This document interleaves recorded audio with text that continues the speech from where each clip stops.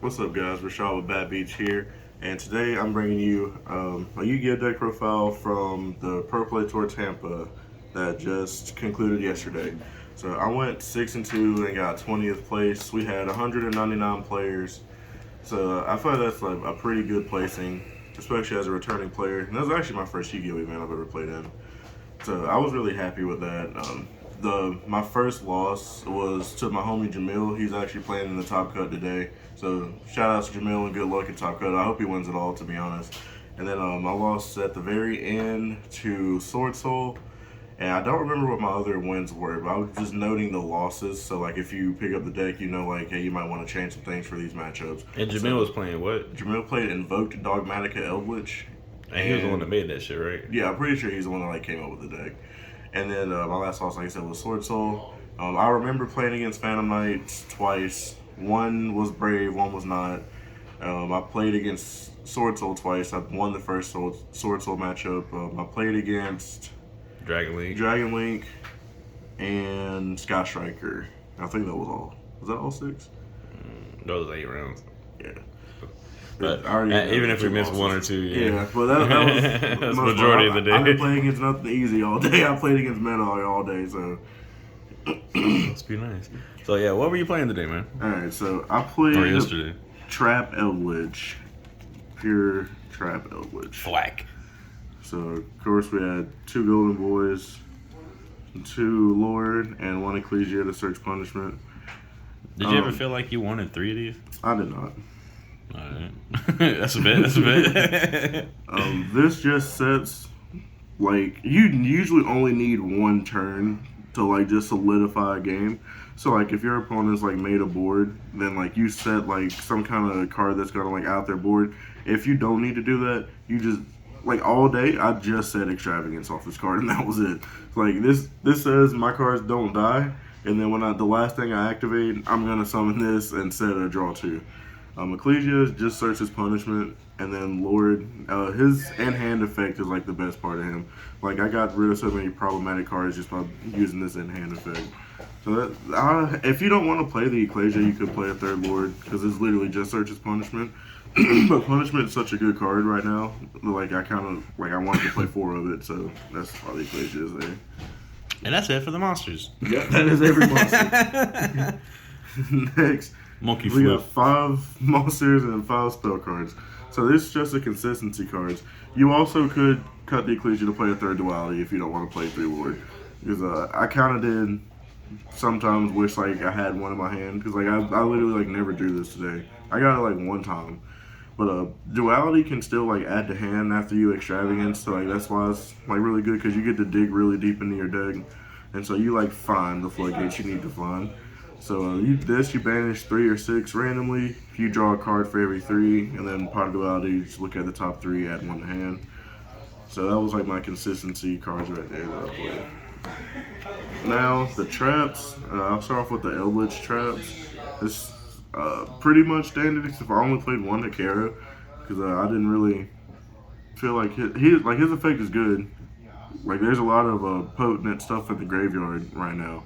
So like I use this against Phantom Knight. When I played against Phantom Knight, this was the only time I set this one, and that was really it. Every other matchup, I was like, I just really don't need this one. But you don't want to sign them out because you need like you don't want to get rid of these for your Golden Lord. You want to get rid of like this one so you can get to Scarlet. So like I kept the 1, and originally I was signing the second one for the Phantom Knight matchup since that's like the only deck that really needs a graveyard right now. And it's easier to just have 1 more of these and like 3 Lance here or something, but I ended up not doing that either. And like so I didn't lose the Phantom Knight, so it really didn't matter. This banishes 1 from grave if Lord's on the full board. This pops a face up. This summons Lord from hand or graveyard. This actually summons any zombie, but if you don't have Lord, then this is deck or graveyard. Yeah, sorry, but if you don't have Lord, you can't summon any zombie. It's got to be Lord. There's not 1 on the board, but we don't play any other zombies though. Next, for like the interruption type of traps, is 3 punishment. Target a monster, send 1 from your extra deck that has more or equal attack, pop it. I will show you my targets for this when we get to the extra deck. Ice Dragon is just good in archetype decks. You summon back one of their cards and then banish both of them. This was like amazing against Phantom Knights all day. I would just wait for them to put their Torn Scales in there, and I'd be like, yeah, I'm gonna just banish your Torn Scales and your Rusty. And there was times you were telling me that you would just steal people's cards and not even banish. The first Phantom Knight player, I stole 2 of his cards because like I had 2 set on his turn. I took his Torn Scales, and then on when he passed on my turn, I flipped the other one and I took the graph out of his grave, and I used like his monsters like in combination with the stuff I had on board, and I just made an Access Code Talker to kill him. Damn. And then the other big like kind of blowout cards for board clears: 3 Torrential, 2 Needle Sealing. Nice monster. Everybody today was like, hold on, can I read this? I haven't seen this card. And I was like, it's an old card, but like in this format, it's really good. Mm-hmm. It's like decks You are gotta play around spamming boards. And then like, like they're spamming boards, you trying to play around You this, play and 6 then you torrential, still or get 5 torrential. torrentials. Yeah. That's essentially what this is. It's just more torrentials because like it counts both players' boards. So there was a couple times actually where my opponent was trying to play around this, and they weren't trying to put more than 3 monsters out before they like went into something else. And I was like, okay, so I'm just gonna chain one of my Eldlich trap monsters. I won't get the effect because Lord's not on the board, but now there's 4 monsters on the board, so I'm just gonna flip Needle Sealing, wipe your board, and then on my next end phase, I get the Surge for another Eldlich card. And how much? And because they were playing with the new set, how many times did you go against the Brave stuff in those PK matchups or anything like that? And how, with Griffin being an Omni Negate, these cards are pretty freaking good, right? Yeah, so there was an interaction I had against the Brave Phantom Knight player that I played in the last round. He had Griffin, he was doing a whole bunch of stuff, and I flipped Skill Drain. So it forces Griffin, but it was off of he summoned something and I changed Skill Drain to the summon. And then he chained that, and since we were still in the summoning window, I just chained Torrential to blow up his board. So Griffin couldn't negate the Skill Drain because it was no longer on the board to shuffle itself into the deck for the cost, not the cost, to resolve to stop it. So that's how I ended up winning. Was I wiped his board with that, and then everything else he had was skillless. The game just snowballed from there. Nah, you just summoned Lord and GG. Next are the Floodgates. You have 3 summon limit, 3 skill card. drain.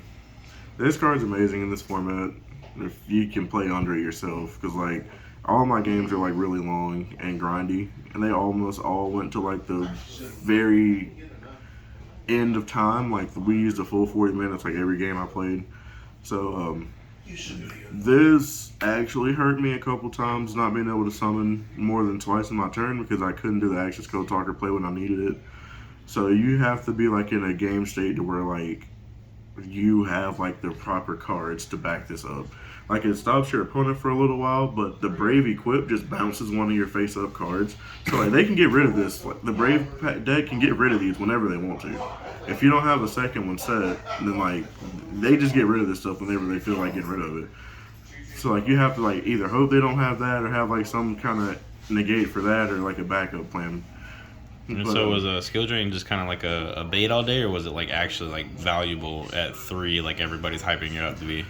Skill drain was good when it was good, but for the most part, my skill drains did not stick around at all. So they were just bait for the removal. Yeah, and then I was like, okay, so I'm gonna flip my skill drain because I know they're gonna go after that, and then this protects like everything else I have set because now they're gonna focus down the skill drain to get rid of it now. And that's actually like what the Brave Phantom Knight player did was he did the thing to bounce the skill drain, and I was like, okay, so like he's used that for this turn, so now I get to go off and use my other stuff to wrap his board up on his turn and make the board back and come back the next turn. So that was how that went, and then I just got the reset of the skill drain since it bounces back to hand. So that was just like at that point in the game, like he was top decking, and I had banished his Celestial and DP, so like he wasn't drawing any cards. So Someone limit says note to that Brave engine too. yep. And then the last, Not the Brigade. traps. This is to protect your back row, and then this is to stop Say no. monster effects, basically, and summons. I mean, sometimes I did use this to stop summons occasionally, but for the most part, like I was holding these for like Feather Duster, Lightning Storm, evenly matched. I used this on Red Reboot today. Like it was. Yeah, so you got to. Like, I literally was like, just hold this, and like I would try my best to not ever use this until they use some kind of back row removal card. That's if you have Heavenly Lord, then obviously you don't have to like hold this just for that, because as long as he's revealed, then your sets don't get blown up. So as long as you don't flip him face up, you don't have to worry about Feather Dust or Lightning Storm. But that was the end of the main deck. I felt really good with this main deck. I felt like it was really strong, and I'm very happy with how it plays. I'm very satisfied with this list. Like I said, the Pot of Duality, I kind of did wish I had a third one sometimes, but I don't think I would change anything, honestly, right now. Alright, you want to do extra side first? I'll get to the extra deck. Alright. So, you actually can go into your extra deck quite a bit if you don't lock yourself out of it, because you can't lock yourself out of it very easily. So the first thing was Constellar Pleiades, because Hakero and Conquistador are level 5 light monsters. And so you use those to make Pleiades, and this is actually like pretty good right now too. Did you go into it at all? Not today, I didn't. They got banished off Extravagance every time. I never had it in the extra deck. That's what these really are. These are your targets for Extravagance. But they're also good cards. I use this for game. So that's pretty much what he's there for. If your opponent's only got 1,000, you can also just make this one to game them. They're really just like cards to play that you can make, though. It's just to finish off those little increments. Like this one just does game. This one actually pops cards. This one can OTK by himself if they've got more than one monster on the board and they're not like big monsters, because he goes to 6,000 and he can attack monsters as many times as he has material under him. So like he actually can be a game ender, but then you play all that just so you can just and break somebody's board. So that's all the Xyz monsters I played. You want to like make this and then stack this one on top of this and then stack Zeus on top of that, so you have 4 materials on your Zeus. If they survive that shit. Yeah. If you think if this burn isn't gonna kill him, and I think it's honestly just better to not use it, so you have 4 material Zeus. And then for the links, I played Alina. She takes a light monster and any other monster, so all your traps and your golden wards are light monsters, and so is Ecclesia. There's a lot of light monsters like in the format right now, honestly, that I've seen. Like people play like Veilers and like other hand traps and stuff, and then like a lot of extra deck cards are light and stuff. So she summons a card from your opponent's graveyard that's a light monster to one of her zones, and then I would just use that to link off into like a Phoenix or a Unicorn, and then of course with Unicorn you play the Phoenix. So this is like some removal stuff. This helped me link climb. I played Ningirsu also for removal, because his effect doesn't target. You just send a card from your board and send a card from your opponent's board to the graveyard. It doesn't matter if it's face up or not. It's just non-targeting send, which gets around like cards that can't be destroyed and stuff. So I feel like I had to play that. I played the 1 IP also for like interruption to like go into a Phoenix or a Unicorn on my opponent's turn. Played the 1 M-Duck because you can use your, if you need to get your Eldlich cards in the graveyard and you only have the traps, you can use this because it requires a normal monster. And they're normal monsters. To get them in the trap, they get into Scarlet so that you get your whole engine going. I played an Access Code Talker because it came up pretty good for me today. You can make it on your opponent's turn with IP, and it can't be destroyed by card effects if it's made with IP's effect. So like that's the other thing that makes this good. They have to kill it in battle. And if you've already used like Unicorn or you'd have to pick IP unless you had her and Unicorn for some reason on the board. But he'd be 4,300, can't be destroyed by card effects, so they'd have to run him over. And that's not very easy. Yeah, not very at 43. Easy. And then the last 3 cards were my targets for Dogmatic of Punishment. Everything in here is a target for punishment, but this is the cards you want to send. What does the Ignister do? Does it have any additional effect? Yeah, as long as this card's in the graveyard, if your opponent pops one of your cards, you spend one of their cards. Shit. So a lot of people just don't read this, or like they don't care when you send it. They're like, oh, it's not Intis, it's not popping a card. But it does later down the line. If they pop anything, you banish them from the grave, and then you spend one of their cards back into the deck. So it's another form of removal. So I like playing It this. catches them lacking. Yeah, because they just don't read it because they're like, okay, this isn't popping anything. So And that I also don't helps care for you to about have, since you're playing 3 punishment, to have an extra like third target for your punishments that are just kind of like out there. it. Yeah, so that was the other reason. You do need like another punishment target because I did resolve all 3 of my punishments today in one of my games. And then onto the sideboard. First, I sided 3 copies of Border. I played this. I sided this in against Invoked because they can't search with Alistair. If I go first and I have this and I summon this, they'd have to get into some out of the extra deck first before they can like have Invocation. So if they don't hard draw Invocation, they can't normal summon Alistair get Invocation. They have to like go into the extra deck first, which the deck can't do unless they just hard open Fusion Destiny first. And then I played 3 Dark Ruler for combo decks. I like this. I do believe I should have sided Nibiru. So you can take that into consideration if you want to change something on the side for Nib. I think I should have sided Nib. I played against a lot of combo decks today, and I had to like do a whole bunch of grinding in long games because of that, because I wasn't siding Nib. I played 1 Zombie World purely for Flunder, because that deck is still pretty good. They can't tribute summon Impin or Avian or none of that while Zombie World's on the board. And most importantly, Ryza. 3 there can be only 1.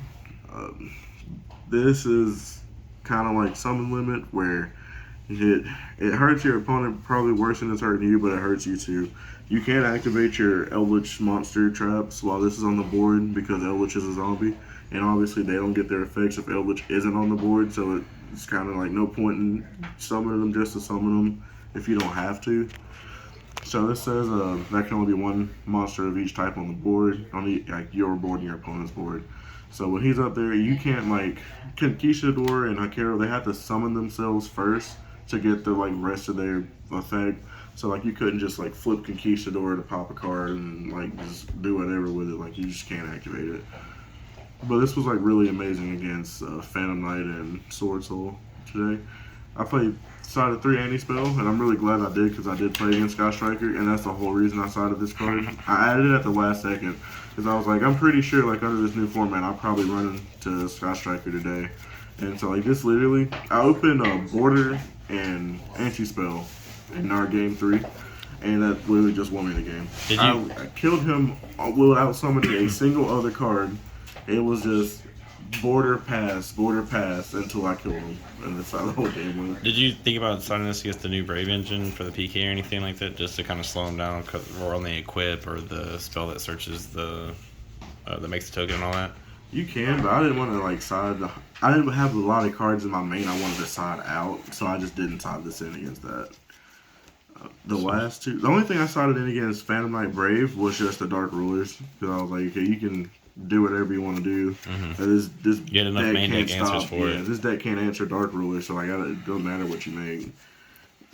And then the last 2 cards were a Deep Barrier, because it's still Sword Soul's still a really good deck, and this is like no to Sword Soul, so I sided that to have something for that deck too. Understandable. That was the list though.